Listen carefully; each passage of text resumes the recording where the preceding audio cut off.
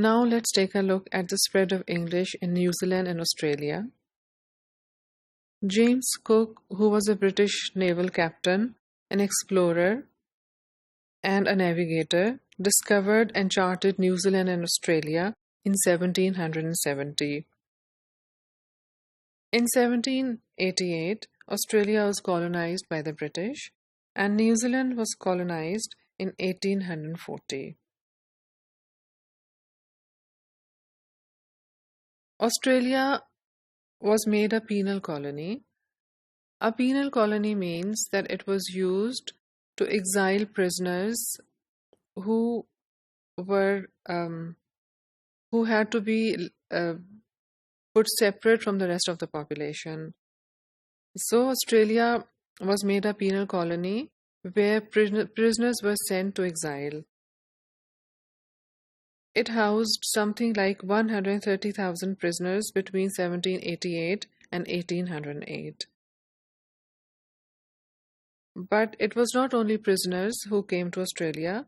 There were other settlers also who entered the country, but they were in small numbers to start with.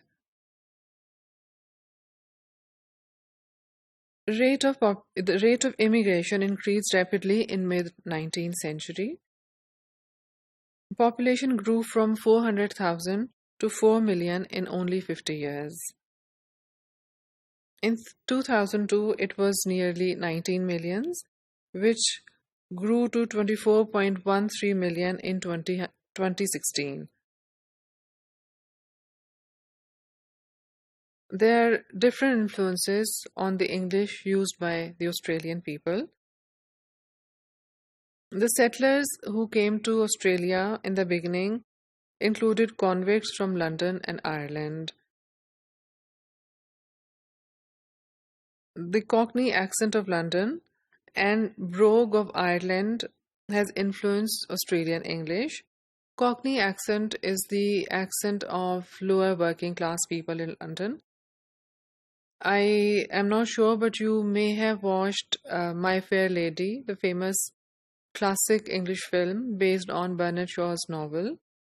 The theme of the film is how a woman was transformed after she dropped her Cockney accent.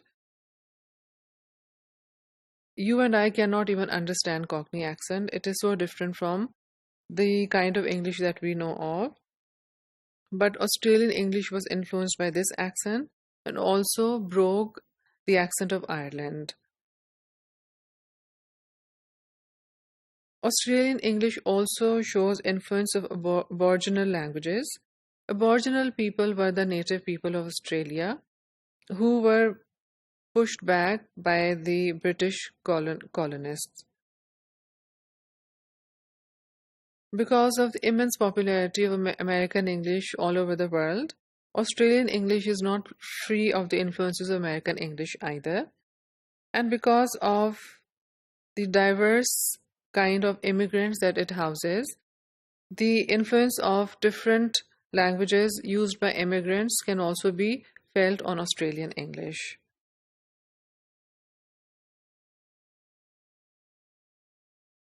The settlement history of New Zealand began in 1790, when settlements in New Zealand began. In 1840, many Christian missionaries came to New Zealand to work on Maori people. Maoris were the native people of New Zealand. In 1840, a treaty was signed between Maori chiefs and the British Crown. It was called the Treaty of Waitangi. As a result of this treaty,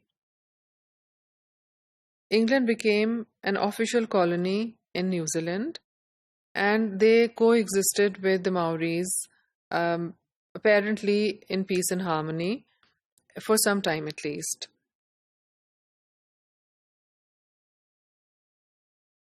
There was an increase in the immigrant population between 1840 and 1850.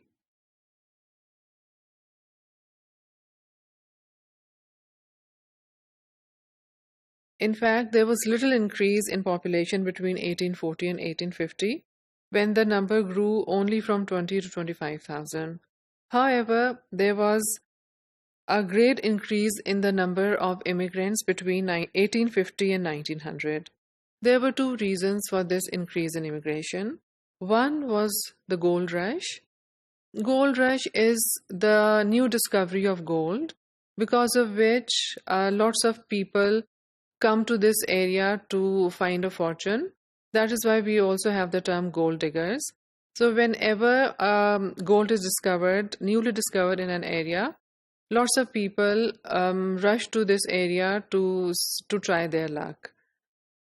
So there was a gold rush between 1850 and 1900 when gold was discovered in many parts of New Zealand and also Australia. There was also an increase in immigration from Britain for the same reason, that poverty was increasing in Britain because of the process of enclosure, because of which many people were left without a livelihood. In 2002, the population of New Zealand grew to 3.8 million. And according to an estimate again of World Bank in 2016, the current population of New Zealand is something like 4.693 million, which is still below 5 million. Because of diversity in the immigration and the immigrants who came to who came to New Zealand, there are different influences on New Zealand English as well. The first difference is that New Zealanders would speak with an accent which is closer to the British English, because they have a perception of stronger relationship with the British Crown than the Australian people. There's also a growing sense of national identity, which they want to express, especially by highlighting differences between Australians and New Zealanders, especially between New Zealand and Australian English. There's also a growing concern nowadays for the rights and needs of the Maori people.